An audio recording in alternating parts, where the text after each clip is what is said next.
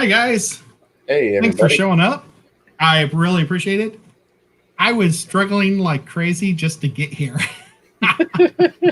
I was talking to James like 15 seconds ago, and then I lost it all. So I was Oh, struggling, no. and I don't have chat. I was trying to get chat, and but I've got it on the side for now. James, do you want to say hi to people, and then I can get the chat up? Absolutely. I would love to. Awesome. I'm going to hit the like button real quick. I hadn't done that yet. We got 33 people watching and 19 thumbs ups for this awesome guy over here. I'm going to run through and say some hellos real quick. Tampa Tom Fishing, who's hanging out with us tonight. Normally he's hitting the replays. I appreciate that, Tampa Tom. We got Sand Creek Aquatics too. Amy has come on over along with John Cox, Cody Some Dragon Lair, Darlene's Tanks, Dave's Aquarium Thoughts, who will be coming up at 1:30 a.m. Eastern Daylight Time. We're daylight time now.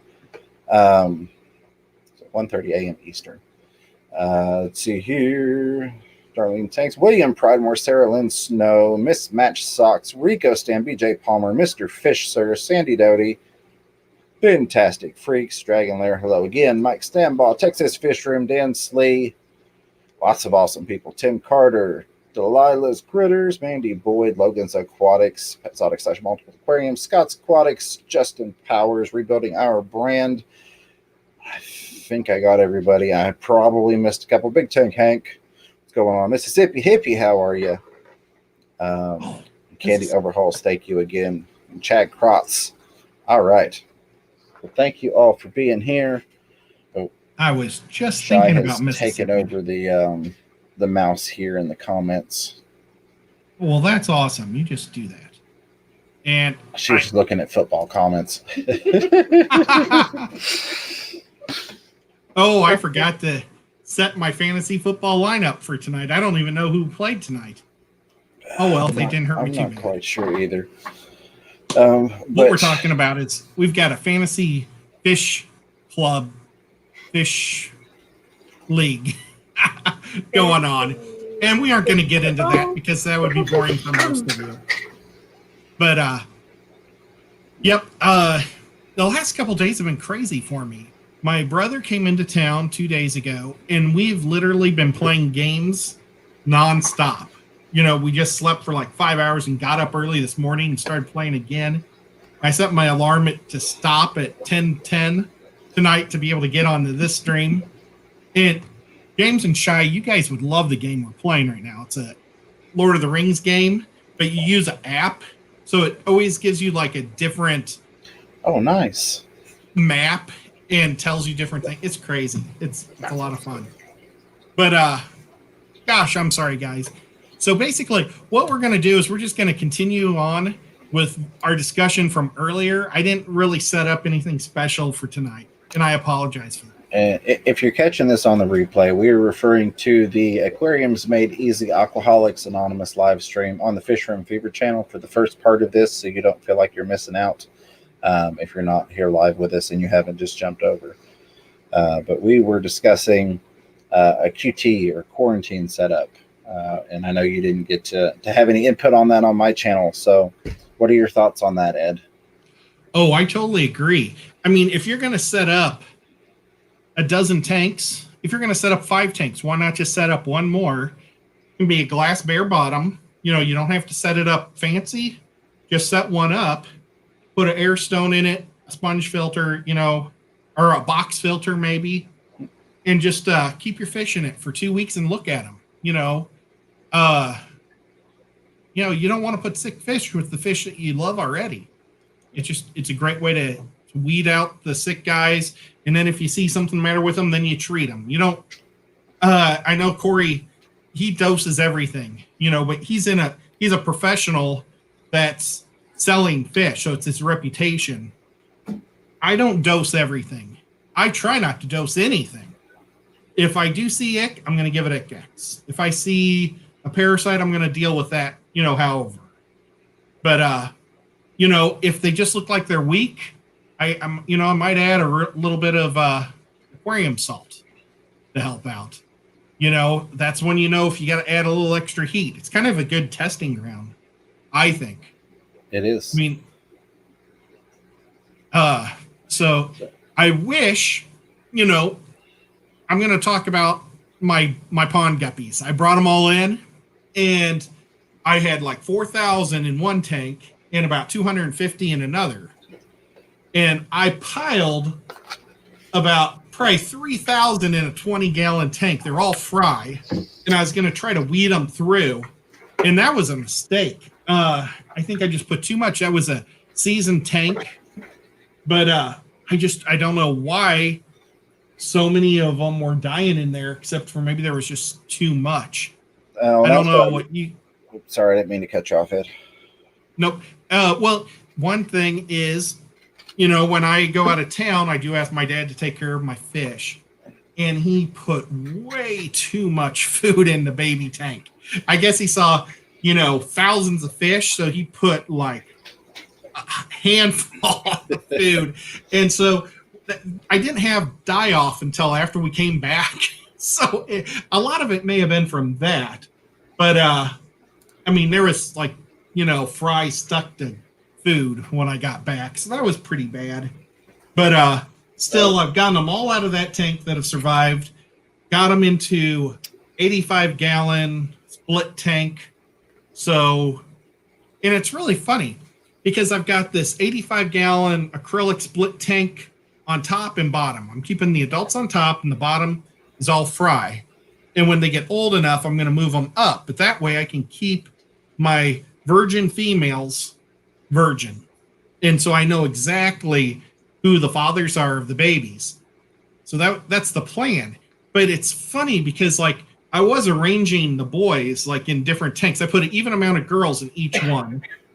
But the boys just constantly go through these little pea-sized holes. All the boys do. And the fry don't go through the holes. They just all stay in the tanks that I drop them in. It's so funny. I don't know at what point of their life do they figure out they can go through the hole, but it's kind of crazy. But yeah, the quarantine tank is the way to go. I wish that I could have had more quarantine tanks for my tub guppies. And next year I'll have maybe tubs in the house just to put them in while I distribute them into their tanks instead of just piling them all into one big tank. Oh, Lefty's here right before he goes to bed. Tomorrow, normally I'm always on Lefty's show from 4 to 6 on Fridays. It's one of my favorite shows of the week. We talk about all sorts of crazy stuff. I won't be with him.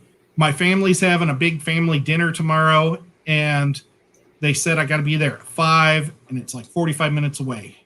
So I apologize to Lefty. He's still going to do the show, so if you guys give him some love, that'd be awesome. Absolutely. Check it out. So you touched on two things there that go hand in hand for me. You mentioned we're talking quarantine tanks, and then you mentioned guppies. Those are one of those things that it's almost a necessity for me, unless they're going into their own tank. And I think John talked about this on K2 Tropicals earlier on his stream.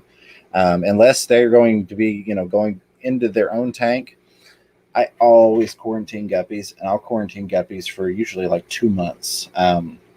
And there are a couple exceptions to that. So like case in point, I didn't quarantine my Lucas Brett's guppies.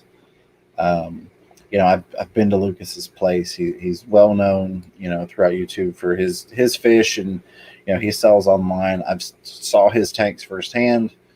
I did not quarantine my LRB guppies. I will be honest there. That being said, local fish store guppies, and this is nothing against the local fish stores, my LFS Aquatic Marine, they have some of the best fish that I've seen, and I love doing business with them. It's not their fault how the wholesalers treat the guppies. And this is not to crap on all wholesalers, but generally when the wholesalers come from the guppy, or when the guppies come from the wholesaler, they're not in the best health conditions. And usually, if not every time, I experience some sort of illness and die off in my guppies. So if I have some, I see some really nice male guppies that I want to add to my muck guppy genetics, I quarantine the heck out of those things. I do, like Ed said, I don't treat them with anything until I see a problem, but I almost always see a problem.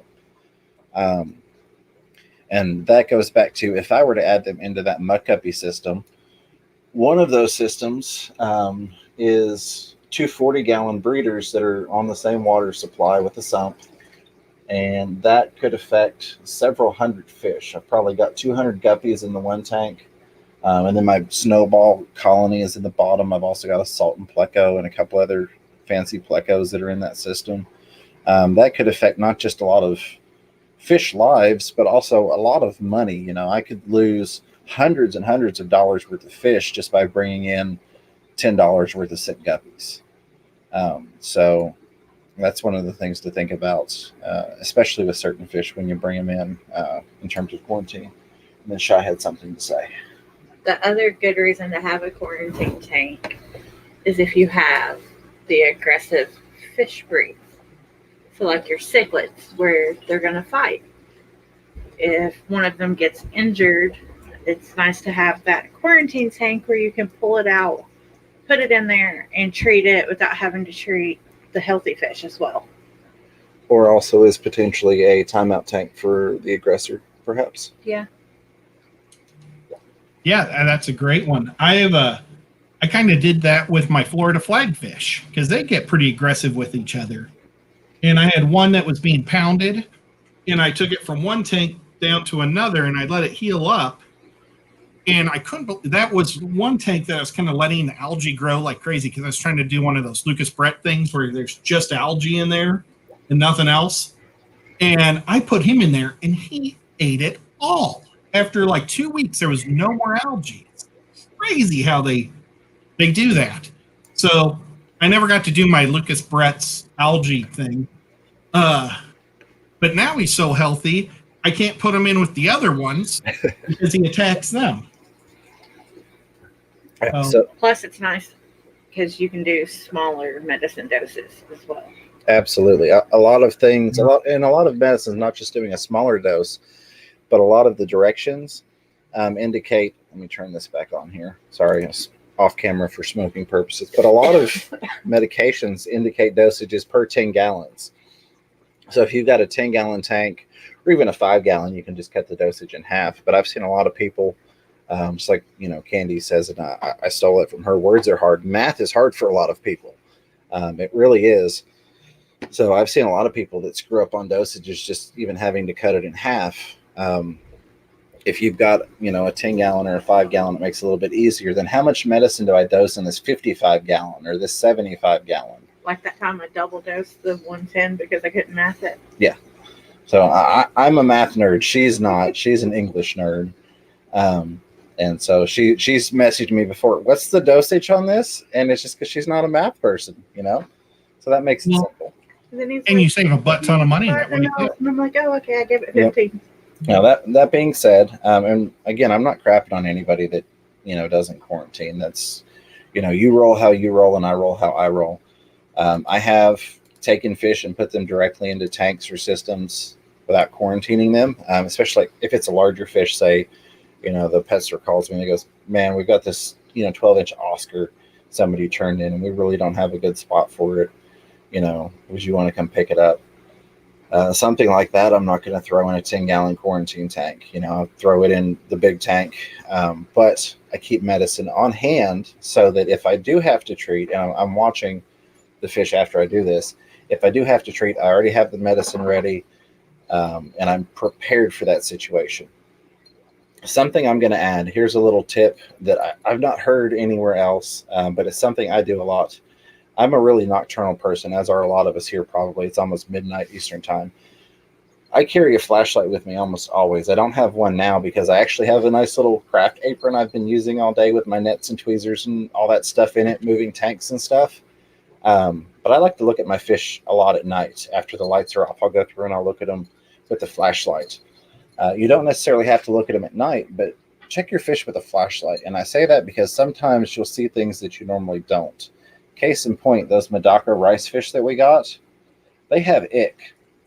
I can't see it on them. Like even with the aquarium light on, I can't see it on them.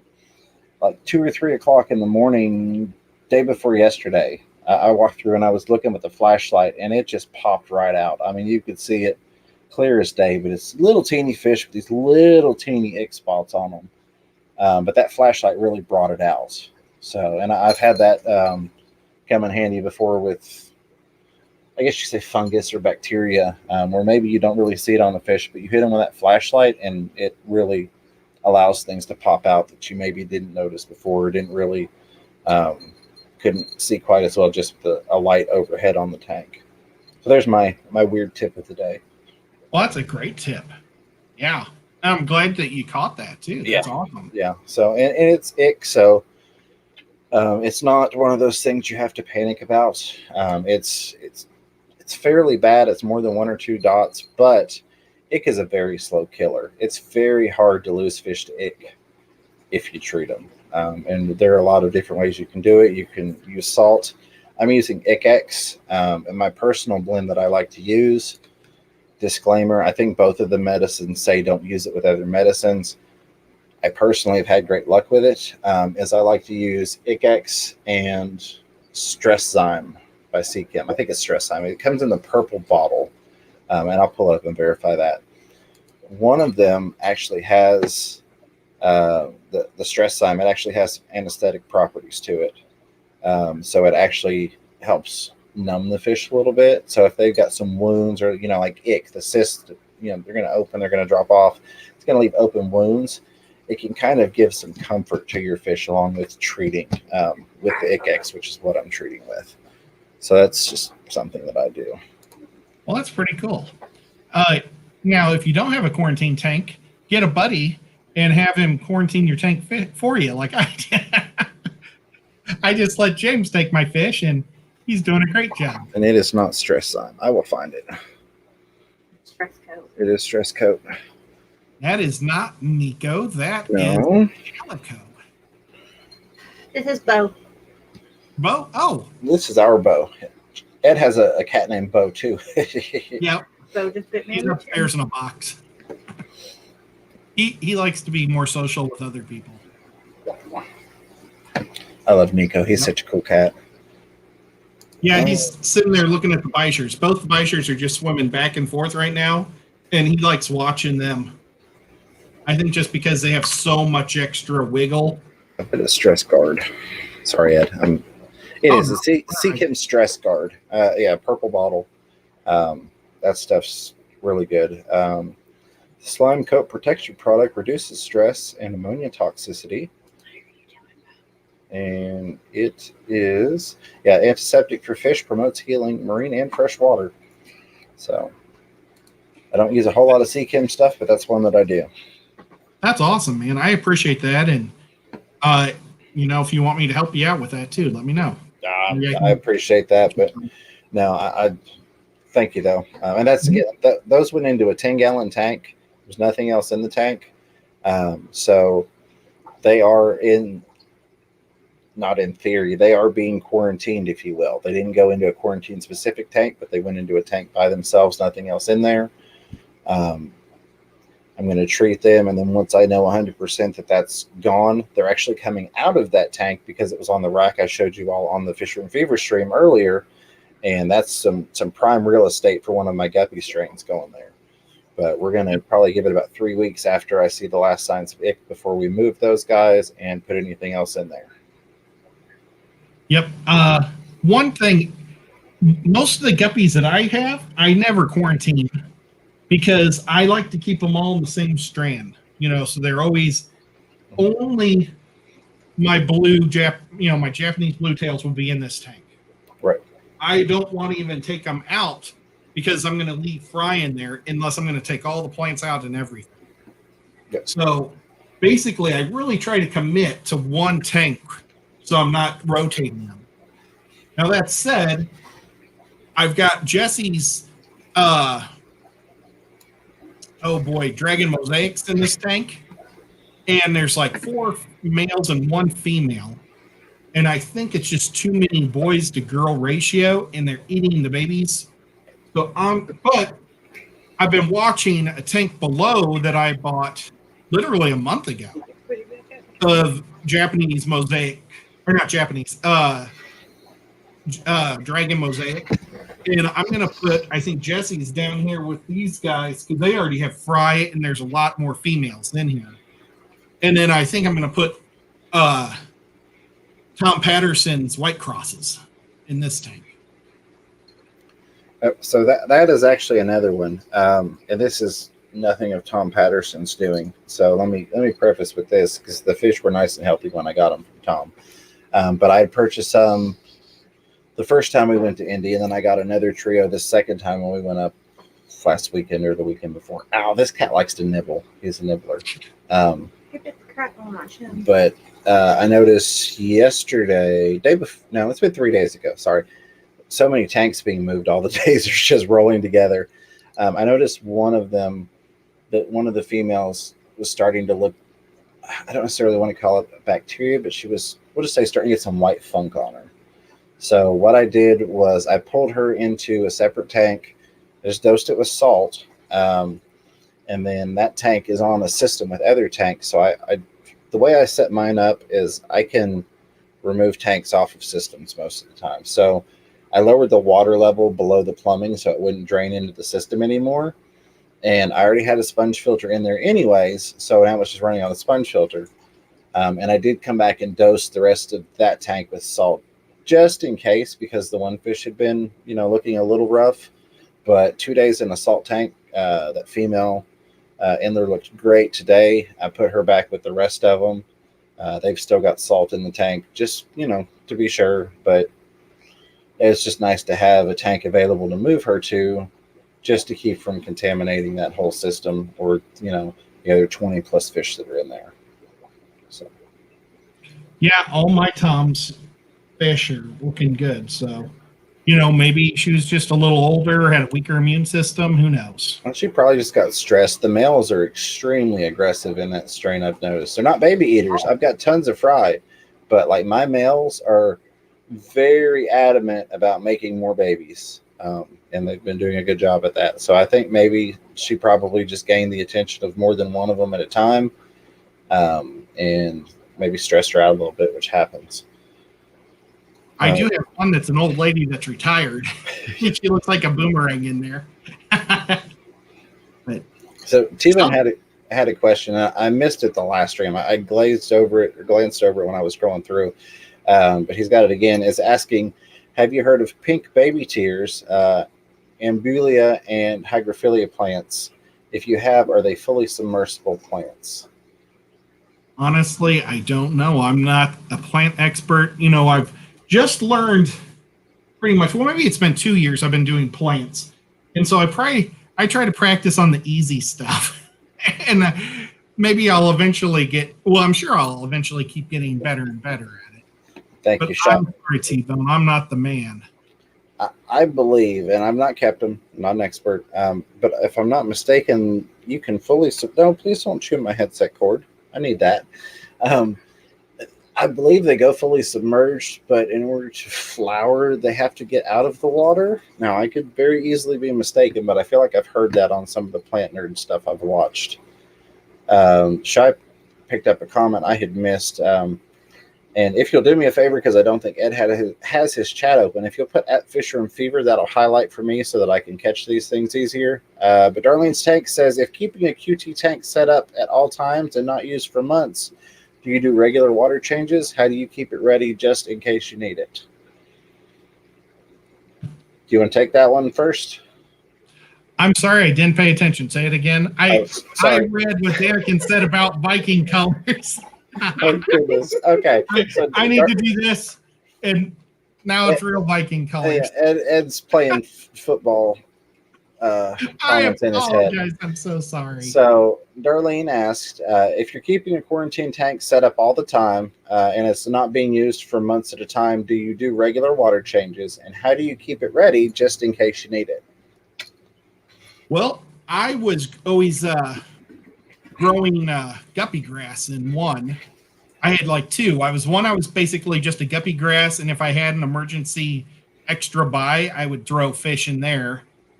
And otherwise, I think it's kind of terrible, but I would put fish in there for quarantine, and I'd leave them in there for a couple of weeks until I'd probably get the next ones, and I'd try to clean it out and start over, basically. So I wasn't keeping it empty for long periods of time whatsoever. So I have run quarantine tanks that stay running nonstop. And the way that I do it is use what would basically amount to dither fish, or they're there for a different reason. So I like convict cichlids for this purpose. What I'll do is I'll keep a convict in each one of those quarantine tanks, especially because I like to run 4 or 6 quarantine tanks.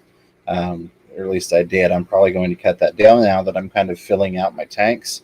But I would keep a convict cichlid in each one of those. And then when I needed that tank for quarantine, I'd throw that convict in one of the other tins with another convict. You can try and have a boy and a girl so that you can, not have 2 boys beating the crap. Ow, sorry, cat nails. Not have, those fish fighting. But it doesn't have to be convicts. You could do that with some guppies. Say you've got a muck guppy tank. You could pull some muck guppies and have them living in there until you need to use that tank for quarantine. Put them back in your muck guppy tank. Once that quarantine tank has been, used as required, and it's safe for fish to go in there again, and there's no disease or anything in there, throw a couple more muck guppies back in there just to keep that beneficial bacteria cycle, which I think is what you were kind of asking about. And then in terms of water changes, since you're only going to have a couple fish, like in my case, nails, baby, no bow. Sorry. I wouldn't do water changes as regularly as my other tanks because the stock level is so low in a 10-gallon tank with just 1 convict or, a couple guppies, but it would still get a water change as needed. So maybe it might go 3 weeks until it needed a water change, or a month, just depending upon what you've got going in there. You're going to keep some sort of cycle going, having that fish in there, and not have to worry about any type of spikes or anything from going from a not cycled tank that's just running water, just pumping water through. And then you can just toss those fish back in there as needed. Sounds good. Here. Ow. This cat's trying to pull a Nico. He saw Nico up on your shoulder. And he's like, oh, I can get on the stream? Okay. And Nico was putting his back claws in my back Ooh. Earlier, but I wasn't screaming. I was just sucking it in. Right. I'm going to scream. I'm like, ow, stop that. Because I want them to know, hey, you need to not do that. Not that he cares.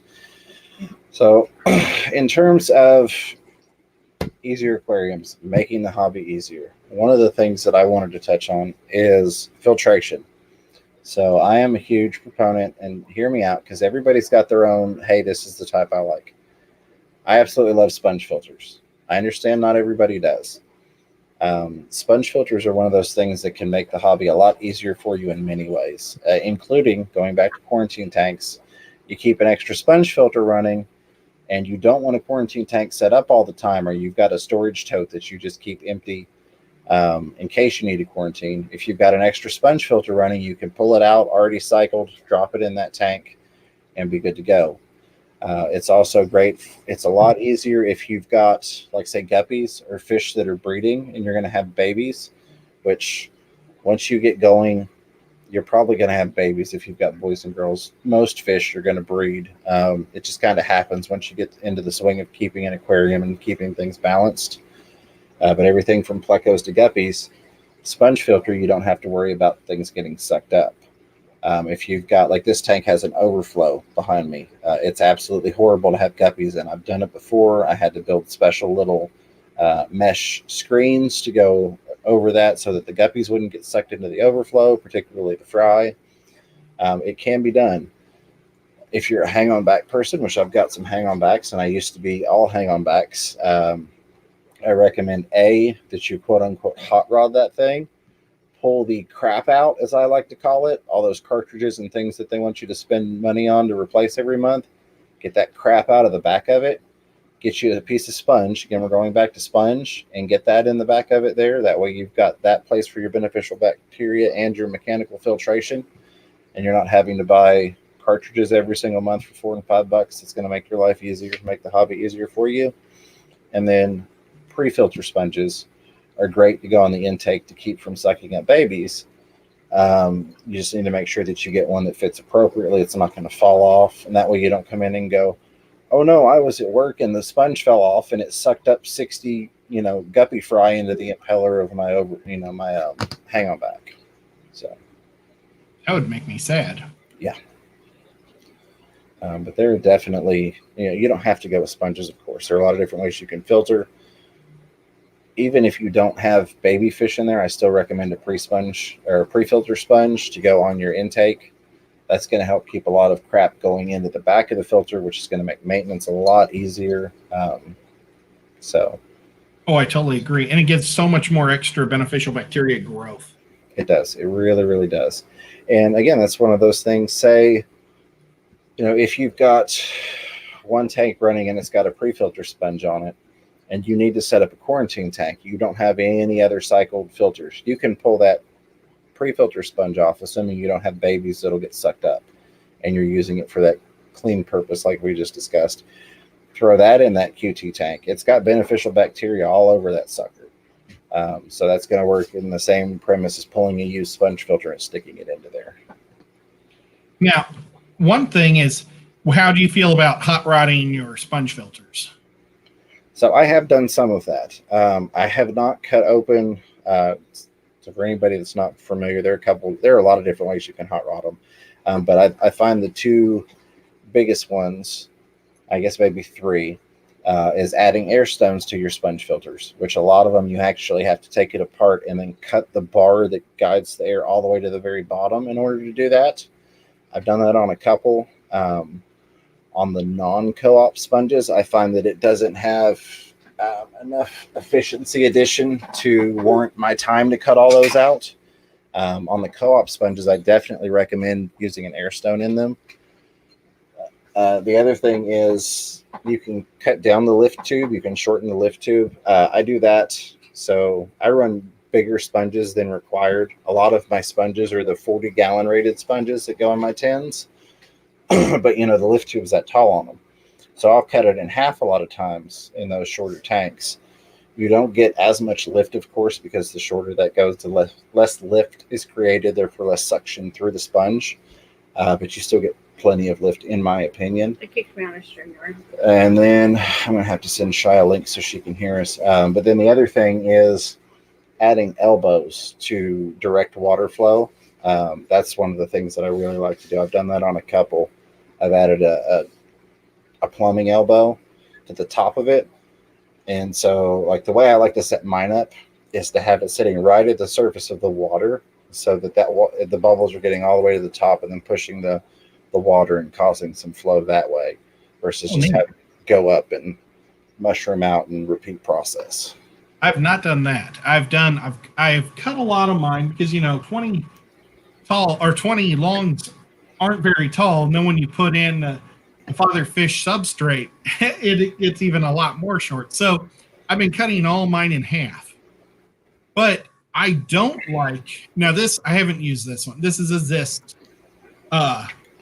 no clog one that came with the blender. I used normal ones, and I don't think it was worth it. I've got 45 at least sponge filters in my fish room, and I'm always finding one not working. It drives me nuts. And so I've been just cutting the stupid things out and letting the bubbles go through. Yes. For anybody that is not aware of it, if you're using sponge filters, sorry, I'm looking to see if I have one that's not in a tank, but even like moving all those tanks. So my Oscar tank has about 15 sponge filters sitting in it right now, not all hooked up, but it's all the filters from those other tanks that I didn't want them to dry out and lose that bacteria while I was moving tanks. So if you pop that sucker open,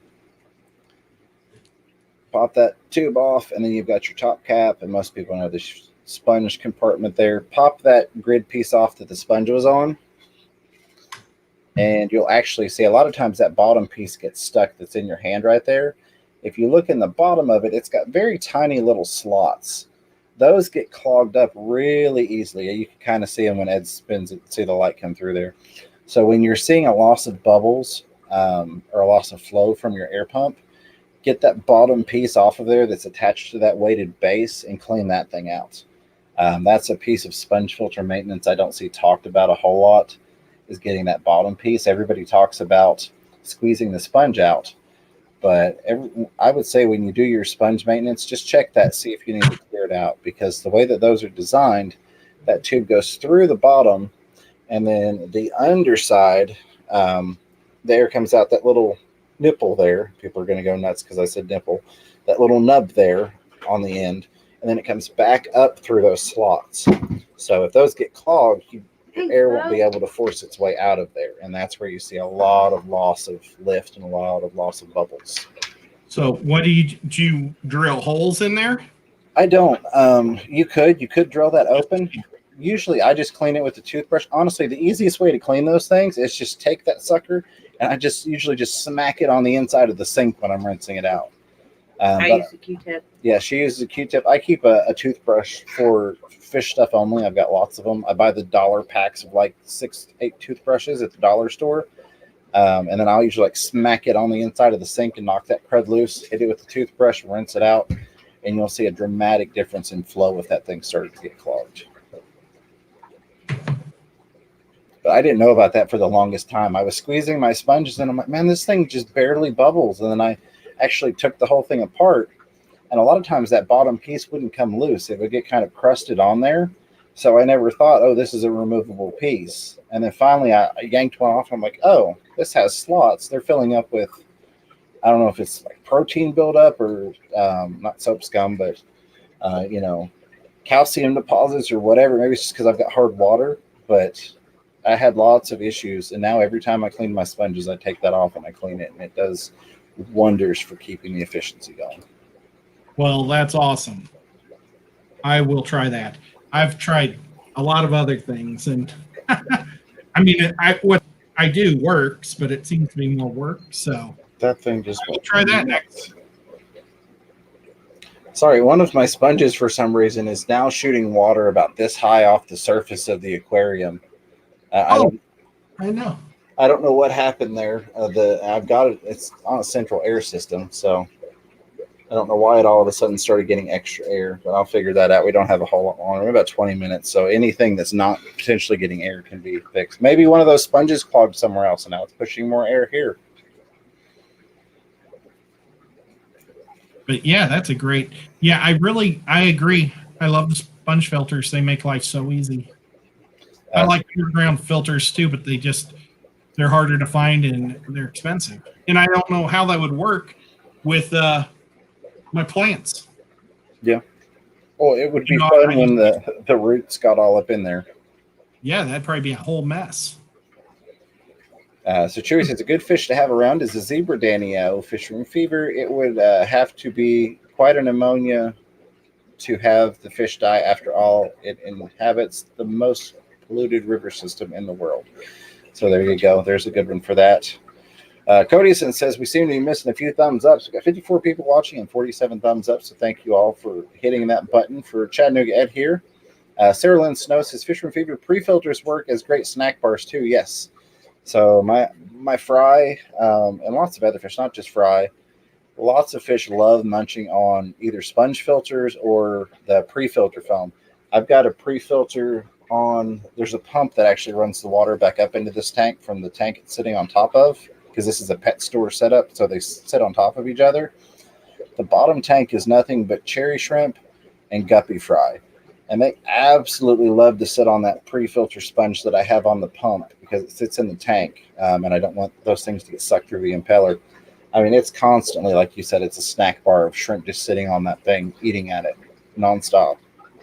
And Cory cats and loaches, it's like their favorite house in the world. They're always under it, loaches and Cory cats. They absolutely love these things. Have you noticed that? What's that now? Sorry, I pulled an Ed and I was reading comments. Oh, it's like the perfect house for a Cory cat or a loach. Yes, and Bristle nose also, I've noticed, like to get on the underside of there too. It just must feel really comfortable under there. Maybe the little vibration feels good, a little massage. So Tom Patterson mentioned an uplift tube filled with quartz on a sponge with an undergravel tube top. Somebody asked for an explanation. Tom says, I did a little video to explain it, Dragon Lair. So Tom has got a video explaining exactly what he's talking about for hot rodding a sponge filter. Codyson has posted the link, so I'm going to have to save that for later to make sure I've seen that one. I try and get all your videos, Tom, but I've got so many. I try and watch everybody's videos, and it just piles up. I think I've got 500 videos on my watch later list at this point. Yeah, I will tell you all a secret here, and this is just me. If you're a member or if you comment on my videos, I always go through, like, while I'm responding to comments, I'm clicking on my commenters' videos, and I'll watch at least one of every commenter's video, just out of reciprocity, if you will. But I try and get to everybody's, but I can't. So that's kind of how I prioritize. So I'm sorry if I haven't gotten around. And a lot of times I try to comment, but I don't always get to it. But it's just hard to keep up with everybody. There's so many awesome channels. Tom, I'll definitely have to check that out. Hey, Dead Fred, how are you? Dead Fred is awesome. Zen's going to bed. Zen is going to bed. Zen, have a great night. I appreciate your help, not just with the moderating, but also helping me get fish and plants posted for sale. We are going to talk about that on the Saturday stream. Amy had asked, what's your selling plants in an earlier thing. But yes, so I'm going to have just for quick fish and plants for sale. And then I'm also going to have dry goods. I'm going to have to figure out a way to do that since dry goods won't go listed on our Fish Collective site. But I've got everything already stocked up, from the melamine, the algae scrubber sponges, to, packs of all your air valves and teas and splitters and all that. I've got tons of dry goods stuff that I need to figure out how to get on there. But we'll talk about that Saturday a little bit. You know what? As we talk about that, we haven't given out our gift to the, oh gosh, what was our last thing? Anabantoid. Anabantoids. Yeah. Yes. We have got to try to make my shirt this weekend. If you ever have like 5 minutes, we'll try to do that. Yes, absolutely. I just need you to. Ed and I nerd out every time we get together. We've always got the intention of us getting on our computers and doing stuff, but then we always either go into fish or games.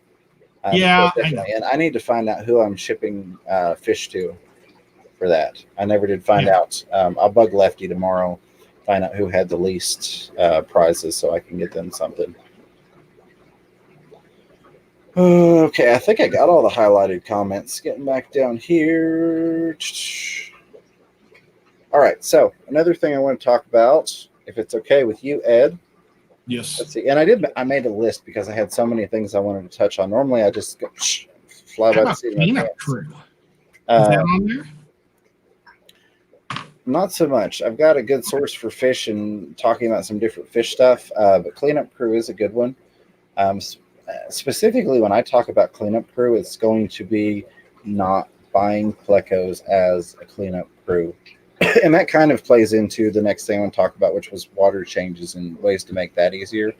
Oh, that's great for beginners, especially. Yeah, but when you're going to set up a tank, please, and I'm not ripping on anybody here, but please do not be the person that goes to the pet store and says, "Hey, how many of them sucker fish do I need to clean up my 55-gallon tank?"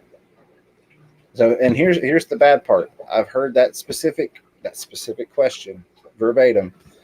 How many sucker fish do I need to clean up my 55-gallon tank? This was not my local fish store. Let me say this was not at Aquatic Marine. This was at a chain store. I'm not going to say their name and bash them. But the employee's response was, you need 2 of them. Recommended 2 common plecos to clean up a 55-gallon tank. A, they're not going to clean it up. B, they're going to get way too big for that 55-gallon tank. C, they're going to make it messier. C, yeah, they're going to make it messier. So please keep that in mind. And again, I'm not crapping on anybody. We were all new once.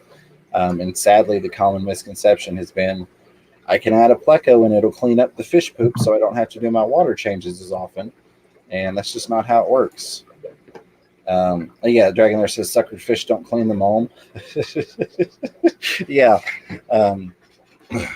My sucker fish love playing in the mulm. I have lots of mulm in certain tanks. So like I've got blue-eyed lemon plecos, then I've got baby bristlenose of different varieties, and there's mulm all in their tanks, and they absolutely love getting in that stuff. But no, they don't eat it all up. You're going to have to do maintenance. And the more of those sucker fish that you put in there to fix your problem, like Shai said, it's just going to make it worse and add more poop that you've got to get out of there, generally speaking. An interesting question would be, have everybody, or not a question, but a test. Mm-hmm. Have everybody, whenever they go into a new fish store, ask how many plecos they should get. That'd probably be a great way to know if the fish store is legit or not. Right. And I will say, I am not one of these people, and nothing against them, but I'm not one of these people that says common plecos shouldn't be in the hobby. I don't feel that they shouldn't be in the hobby. They have their place just like every other fish does. But I feel like they shouldn't be sold hand over fist like they are in the hobby a lot of times. So, you have that pet store I talked about where the employee recommended 2 common plecos. Whoops, I think we lost James. Or we lost me. Well, guys, he's talking plecos, and I know nothing about plecos. I have a couple of baby ones, and that's about it. But I don't like them because they're poop machines. But, okay, well, while he's doing that, I'm going to say the test that I do give fish stores, I ask them if you can keep an emperor angel in a biocube. And if they say yes, I know they're just about trying to make a sale. I do not pay attention to anything else they're going to say whatsoever. Oh, we totally lost poor James. But, gosh, I wish I knew what I wish I would have been paying attention to what he was saying. That's terrible. But, water changes are important. I have plants, but the plants like the water changes too. If you do 25% once a week or every other week, I think you're doing great. Especially if you're doing, if you have live plants, because you'll see them purling, and it's awesome to see great plants like that. Hey, Alien World, glad to have you here. Super cool, Scott. And jeepers. Well, I was talking cleanup crew, and he went pleco. I think the greatest cleanup crew is shrimp. I try to keep shrimp in all my tanks. Now, I do have tanks with expensive shrimp where I don't have fish in there because I want those guys to just grow up and be beautiful. But I try to keep shrimp in all the tanks. I know people say it's bad because the shrimp will eat their the fish will eat their shrimplets. I think it's a blessing. I mean, you can't, I'm doing this for the guppies, and I throw the shrimp in there. The guppies aren't messing with the adults, and the adults have a whole mess of babies. And so the guppies will get to eat some of the live fish, or some of the live shrimp. It's just perfect. And it works out great. And then they eat everything. It's super good. Uh-oh. James lost all of his internet.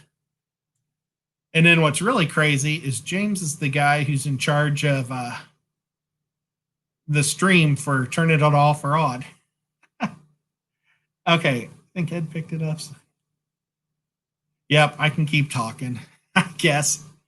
How good is hornwort?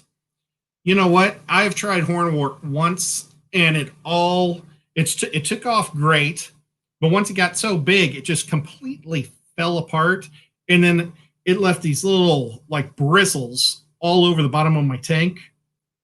I know some people swear by hornwort. I just don't care for it. Now, the kabomba, it's kind of like a hornwort because it also drops these bristles, but they're just not as thick, and they really break down. And I think maybe the shrimp can eat them quicker and so can the snails. Okay. John Cox says, keep it up all night. I'm not going to do that. As soon as this is over at 12:30, I plan on going and playing more Lord of the Rings with my brother and sister-in-law. No internet in the neighborhood. Uh-oh. It's a Comcast issue. Well, I don't know how we'll even end the stream for sure. But yep. Oh, well, let's see. Dragon Lair talks about Amano shrimp. Amano shrimp are awesome algae eaters and do eat a lot of and I have to actually move my chat so I can see the rest of it. Oh, his mom. That's awesome. I love Amano shrimp. They're pretty cool. I don't know how to get them to breed. I'm pretty sure you get them to breed with lots of salt. They're kind of a brackish. But I threw 2 Amanos in my tubs, and when I was cleaning it all out, and I was finding all the dragon nymphs in the bottom of my tank, here comes 2 shrimp climbing up the side of the tank. And they were the Amanos I threw at the beginning of the summer. So I've thrown them in with my moss tree because I was getting a lot of algae on the moss tree. I don't know if my moss is going to take off or not. It's slightly turning green, but not a lot. Night Brad, he's off to bed. Big J is in the house. And that's awesome. Fantastic Freaks. I wonder who won tonight's football game. Ghost shrimp are good too. Yep. Now, I think ghost shrimp are the same as grass shrimp. And I think if you just put a little extra aquarium salt in your tank, they will breed. Because I used to have them breed back when I was in high school. And I used to do a lot of aquarium salt because that's what I was told. And I hate that I did it now. But I mean, I didn't have plants and all my fish stayed healthy, so I can't complain. But now I hate putting salt in my tanks. I try to keep them salt free. Earlier when James was talking about guppies, he was talking about why he always quarantines all of his guppies. And I totally agree with him. I don't buy many guppies from stores because they come in from Asia and they just aren't super healthy and they've been mistreated and a lot of stress. It's just not worth it. Oh, we might have James back. We got his beautiful angels. Oh, maybe it's his telephone. But I really like getting my guppies from breeders because, I mean, they're solid and perfect. It seems like when I get guppies from like a box store, you got to add salt, you got to add a lot of extra heat. It just stinks. James, are you there? They are nice angels. I am down to 3 angels, and I wasn't planning on getting any more, but now I'm thinking about getting a couple more angel fish. Well, thank you, Kenny. I love you too, man.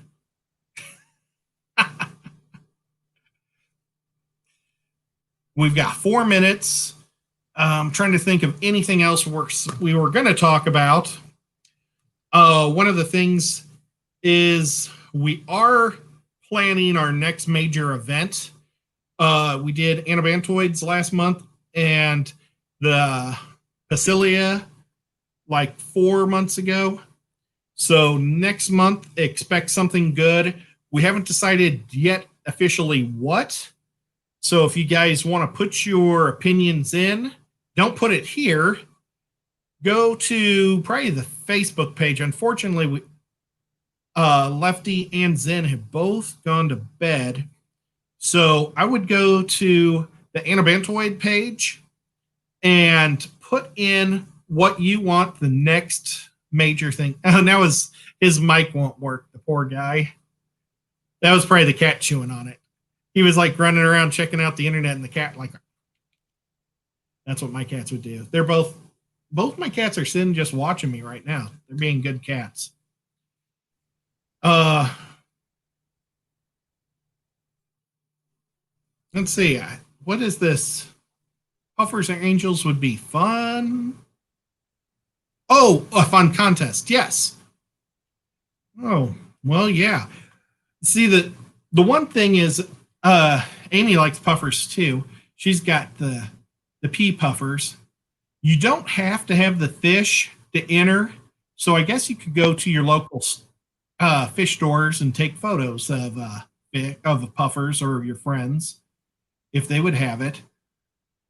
But yeah, I'd kind of like to do invertebrates. So you could have like crabs, shrimp, snails. Uh-oh. We hear something, James. We've got 2 minutes left. I should probably start thanking people for coming. Well, let's thank the mods because we couldn't do it without you guys. Like, Candy just posted the link to the Anabantoids where you guys could put ideas. We have Codyson is an awesome guy from Iowa. Kenny, he's got a super show. You can check him out on Sunday nights. And then we know Fish Room Fever. We know him. So I don't need to thank him. Thank him for being a great buddy and a partner. And then I know there's Zen and Lefty. Wow, my chat is actually scrolling pretty high today. Oh, and Griff. Poor Griff has just lost his grandfather, so our prayers are with you, Griff. So thank you guys all for being my mods. You guys do a great job. You know, you guys do a lot of work for very little praise, or you don't get nothing for being praised, but I really do appreciate it, guys. And all of you, thank you so much for coming out and watching the show. You guys are all awesome. We couldn't do it without you. I do this so I have friends to talk to. It's more of a show just to be able to hang out with friends and hang out and have fun. He's got his Pleco caves there. Now, when I see James's Plecos, I do think, man, I wish I had some Plecos like that. I don't know. I've got the bristle nose. I've got to get a couple of caves maybe for them and eventually maybe do something like that. I think that's a snowball right there. And, but yep. Thank you everybody for showing up. It's 12:30, so that's our show. Does anybody know, is Dave Aquarium Thoughts going tonight? He's got a great show. He puts a lot of work into it, puts up some great videos. He's normally comes on, I think, at about 1. So he's normally at in a half hour. So you guys can go and get a drink and do whatever you need to do. Well, thank you all for showing up. I don't know if it's going to shut off or not. But thank you guys.